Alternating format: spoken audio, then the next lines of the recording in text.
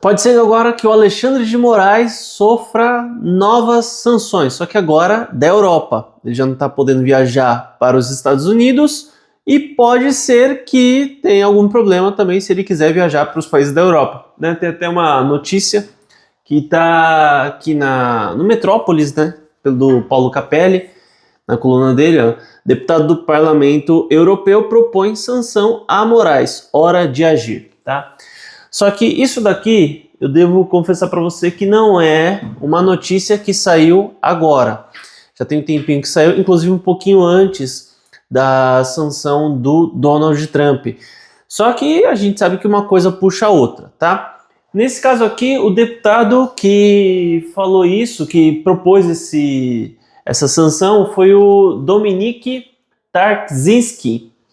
Ele é polonês, ele afirmou, olha, eu conheço bem, eu sei bem como que é o comunismo e diante das atitudes do Alexandre de Moraes, então eu estou propondo aqui essa sanção contra ele, só que assim, não foi votado ainda, precisaria todo o processo de votação para que isso fosse posto em prática, só que depois da ação dos Estados Unidos a gente sabe que pode ser que isso daí seja acelerado, né? Nesse contexto do Dominik, ele colocou as sanções contra o Moraes por conta ainda daquela história lá da UTI do Bolsonaro, né? Você sabe, o Bolsonaro ele foi para Goiás porque ele ainda realmente segue firme que vai ser um candidato à presidência em 2026. Sabemos que a condição do Brasil é difícil, né? Estamos aí em um momento atípico para a democracia, mas, apesar disso, ele ainda não colocou um outro nome para estar debaixo do apoio dele. Ele se coloca como um candidato à presidência. Temos aí discussões se vai ser o Tarcísio de Freitas ou se seria alguma outra pessoa, que é o atual governador de São Paulo, né? Ou se seria alguma outra pessoa. Só que ele estava lá fazendo a sua pré-campanha, né? Fazendo uma turnê aí pelo Brasil e tudo.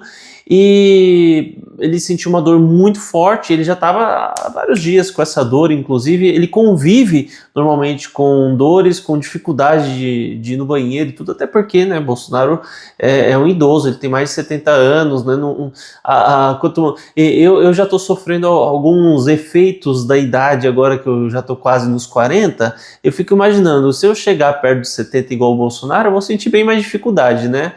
E quando a gente tem 20 e pouco, a gente se precisa correr daqui até ali. Você corre e tá tudo bem. De repente, quando você tem os 30, 30 e pouco, talvez os 40, talvez os 50, você decida correr, daí de repente dá um negócio na sua perna. Né? Pra você ter ideia, eu fui na academia uma vez, ia sempre na academia. Comecei a pôr mais peso, fazer o desenvolvimento aqui. Senti uma dor, fui para casa no outro dia, de repente aconteceu um negócio que eu não conseguia mais andar. Né? Tive que ir pro hospital.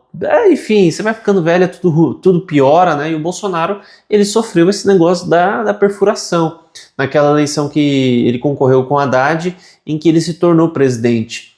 E decorrente a isso, não é igual o filme, né? Você já assistiu John Wick, né? A pessoa toma um tiro, toma uma facada, tira a bala, costura, toma um analgésico, 10 minutos depois já tá lá, né? Lutando de novo. E na vida real não é assim. Você sofre uma perfuração dessa, cara, é o resto da vida de cirurgia, é o resto da vida que você tem que conviver com aquilo de alguma maneira, te atrapalhando em determinado ponto.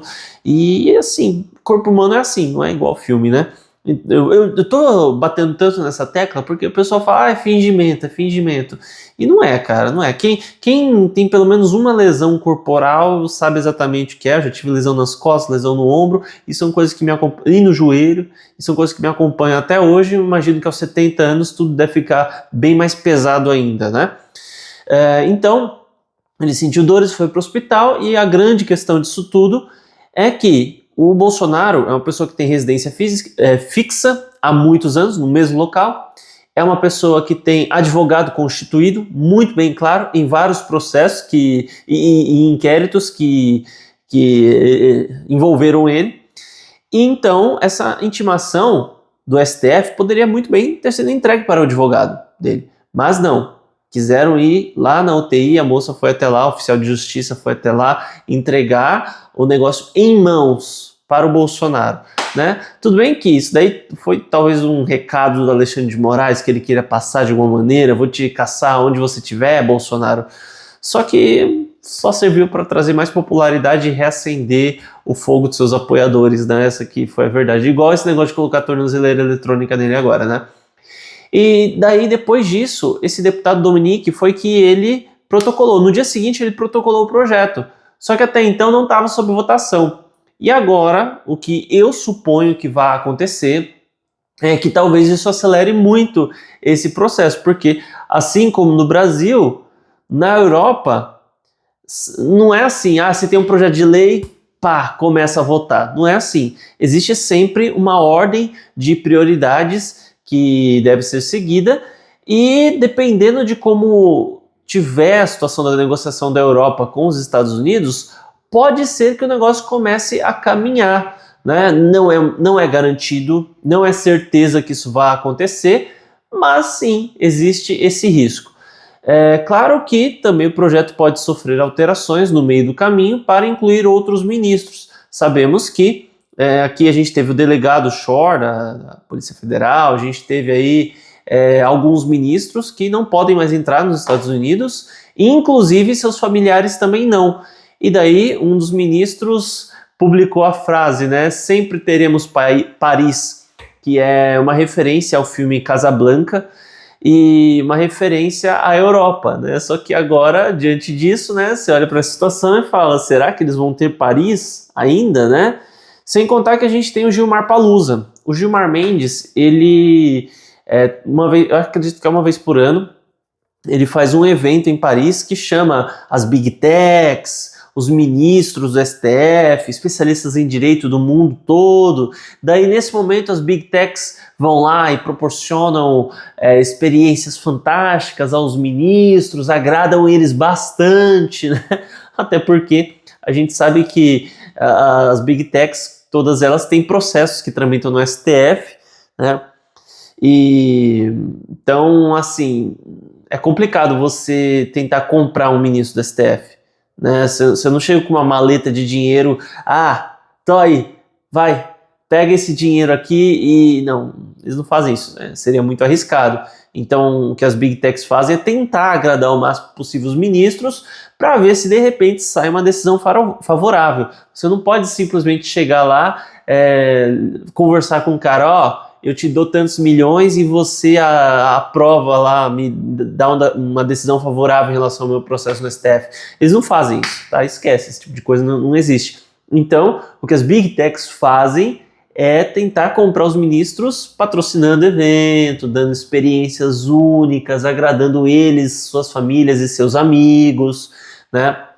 Então, o Gilmar Palusa, que é esse evento do Gilmar Mendes, é algo que é visto pelas Big Techs como uma oportunidade de tentar agradar os ministros, né?